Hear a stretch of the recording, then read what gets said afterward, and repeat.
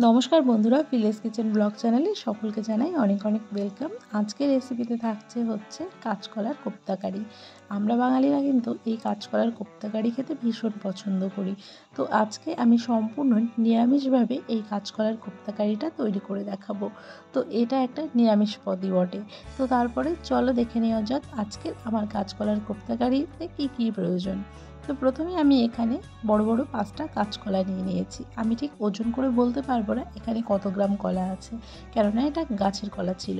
তো এখন আমি এই কলাগুলোকে টুকরো করে নিয়েছি। এবার আমি এটা সেদ্ধ করে নেব। তো দেখো কলাগুলো সেদ্ধ করা হয়ে গেছে। এখন আমি এই কলাগুলো থেকে খোসাটা ছাড়িয়ে নেব। তো সম্পূর্ণ কলা থেকে খোসা ছাড়ানো হয়ে গেছে। এবার আমি দুটো সেদ্ধ করে আলুও নিয়েছি। তো দুটো সেদ্ধ আলুর সঙ্গে আমি সম্পূর্ণ কাঁচকলাটা সুন্দর করে মেখে নেব। আমি কিন্তু এখানে হাতের সাহায্যে কাঁচকলাটা মেখে নিচ্ছি। এবার এত সুন্দর করে মাখতে হবে কলাটাকে, যাতে এর মধ্যে কোনো রকম দানা দানা কিছু না বাঁধে, পুরো একদম সুন্দর করে এটাকে মিশে যায়।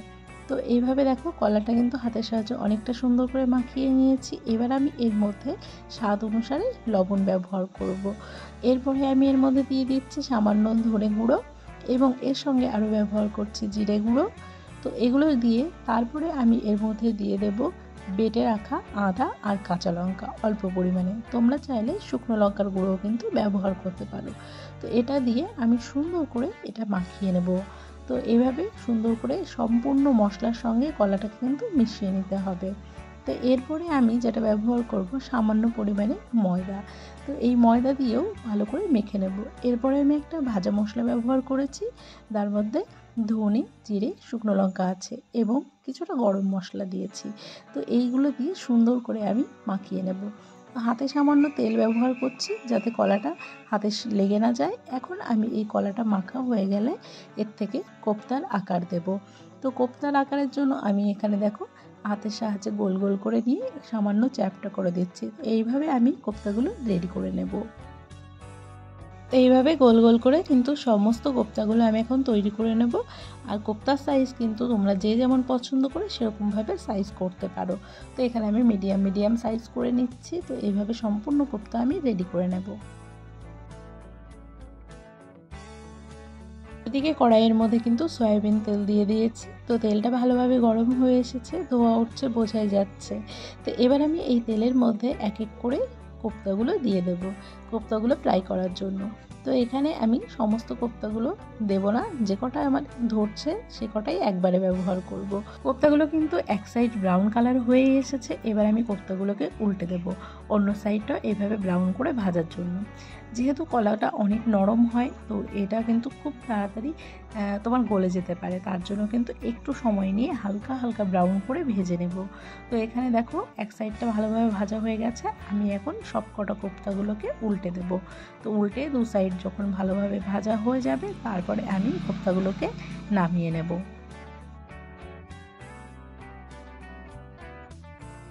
তরকারি তৈরি করার জন্য কিছু গুঁড়ো মশলা ব্যবহার করব। এখানে ধনে, জিরে এবং লবণ, হলুদ গুঁড়ো আছে। তো এগুলো দিয়ে ভালো করে মিক্স করে একটা পেস্ট তৈরি করে নেব। তো এই পেস্টটা রেডি করে নিয়ে তারপরে ভালো করে জলে গুলে নেব। তো এর সঙ্গে সঙ্গে আমি কিন্তু এর পাশাপাশি কিছু আদা এবং কাঁচা লঙ্কা বেটে নিয়েছি, যেহেতু আমি এখানে শুকনো লঙ্কা ব্যবহার করব না তার জন্য। তো দেখো কোপ্তাগুলো কিন্তু আমার অনেক কটা ভাজা হয়ে গেছে, সেগুলো আমি তুলে নিয়েছিলাম এবং এইগুলোও কিন্তু সুন্দর করে ভাজা হয়ে এসেছে। তো কোপ্তাগুলো ভালো করে ভেজে এখন আমি এক এক করে তুলে নেব। যে কটা ভাজা হয়ে এসেছে সেই কটা কিন্তু এখন তুলে নেব ফার্স্টে, আর বাদ বাকিটা কিছুক্ষণের জন্য রেখে দেবো। ভাজা হয়ে গেলে এইভাবে তুলে নেব। যেহেতু অনেকগুলো কোপ্তা হয়েছিল তার জন্য কিন্তু আমি একবারে নয় 3বারে ভেজে নিচ্ছি এগুলোকে। তো এখন যেটা যেটা হয়ে এসেছে সেটা সেটা তুলে নেব, আবার বাদবাকি কোপ্তাগুলো আমি এর মধ্যেই ছেড়ে দেব। তো এইভাবে সম্পূর্ণ কোপ্তাগুলো কিন্তু রেডি করে নেব। তো ওইদিকে কোপ্তাগুলো হয়ে গেছে ভাজা। এবার আমি এর মধ্যে দেব ফোড়ন। ফোড়নের জন্য ব্যবহার করছি গোটা জিরে, একটা তেজপাতা 2 টুকরো করে নিয়েছি এবং দেব এর মধ্যে একটা শুকনো লঙ্কা। তো শুকনো লঙ্কাটা 2 টুকরো করে দিয়েছি এবং এর সঙ্গে সঙ্গে ব্যবহার করব গোটা গরম মশলা। তো গোটা গরম মশলা দিয়ে ভালো করে ফোড়নটা জাল হয়ে এলে একটা গন্ধ ছাড়বে, সুন্দর একটা মিষ্টি গন্ধ ছাড়লে তারপরে আমি এর মধ্যে দেব বেটে রাখা আদা আর কাঁচা লঙ্কাটা। তো আদা কাঁচা লঙ্কা দিয়ে ভালো করে কিন্তু একটুখানি ভেজে নেব। ভেজে নেওয়ার পরে আমি একটুখানি সামান্য জল দিয়ে এই মশলাটাকে কষিয়ে নেব।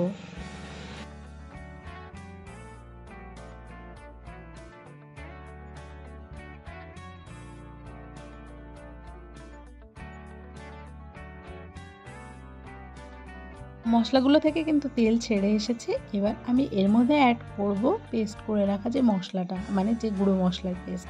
তো গুঁড়ো মশলার পেস্টটা দিয়ে আরও কিছুক্ষণ এটা নাড়িয়ে চাড়িয়ে রান্না করে নেব। এটাকেও সুন্দর করে কষিয়ে নেব। তো এর মধ্যে কিন্তু আর বেশি কিছু দেওয়ার প্রয়োজন নেই। এর মধ্যে আর যদি তোমরা চাও একটু পোস্ত বাটা ব্যবহার করতে পারো। এরপরে আমি দিয়ে দিলাম টুকরো করে রাখা কয়েকটা টমেটো কুচি। তো টমেটো কুচি দিয়ে ভালো করে এখন নাড়িয়ে চাড়িয়ে কষিয়ে নেব। সম্পূর্ণ মশলাটা কিন্তু কষানো হয়ে গেছে। এবারে আমি এর মধ্যে দিয়ে দিচ্ছি পরিমাণ মতো জল। কোপ্তা কারি যেহেতু কলাতে তৈরি হচ্ছে, সেহেতু কিন্তু আমি এখানে একটু বেশি জল ব্যবহার করব। কলাটা কিন্তু প্রচুর জল টানে, তার জন্য। তো এখানে জালটা কিন্তু সুন্দর করে ফুটে এসেছে। এবার আমি এর মধ্যে ভেজে রাখা কোপ্তাগুলোকে দিয়ে দেবো।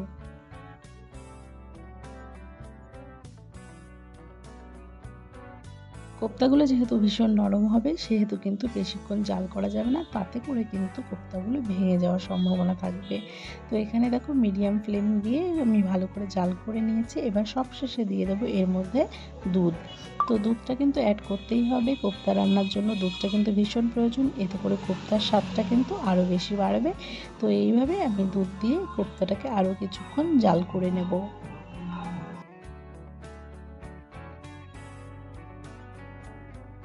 মোটামুটিভাবে জাল করে নিয়ে একটু ঝোল ঝোল রেখেই কোপ্তাটা নামিয়ে নেব। আর এর আগে ছড়িয়ে দেবো একটু গরম মশলা গুঁড়ো। তো এখন কিন্তু কোপ্তাটা একদম রেডি। আর যেহেতু কলাটা অনেকটা ঝোল টেনে নেবে, তার জন্য কিন্তু একটু ঝোল ঝোল রাখা হয়েছে। তো এখন দেখো আমি প্লেটে সার্ভ করে নিচ্ছি। তো এখানে দেখো কোপ্তাগুলো কতটা সুন্দর হয়েছে, আর কোপ্তাগুলো কিন্তু একটুও ভেঙে যায়নি। তো তোমরাও কিন্তু এই সুন্দর কোপ্তা কারি রেসিপিটা বাড়ি তৈরি করে খেতে পারো। আর এটা কিন্তু সম্পূর্ণ নিরামিষ। তো এটা কিন্তু খেতে দুর্দান্ত এবং অপূর্ব স্বাদের। তো আজকের ভিডিওটা এখানেই শেষ করছি। ফিরে আসবো নতুন একটা রেসিপি নিয়ে। তোমাদের কেমন লাগলো কমেন্ট করে জানাবে, এবং চ্যানেলটিকে কিন্তু সাবস্ক্রাইব করতে হবে সুন্দর সুন্দর রেসিপি পাওয়ার জন্য। সবাইকে টাটা।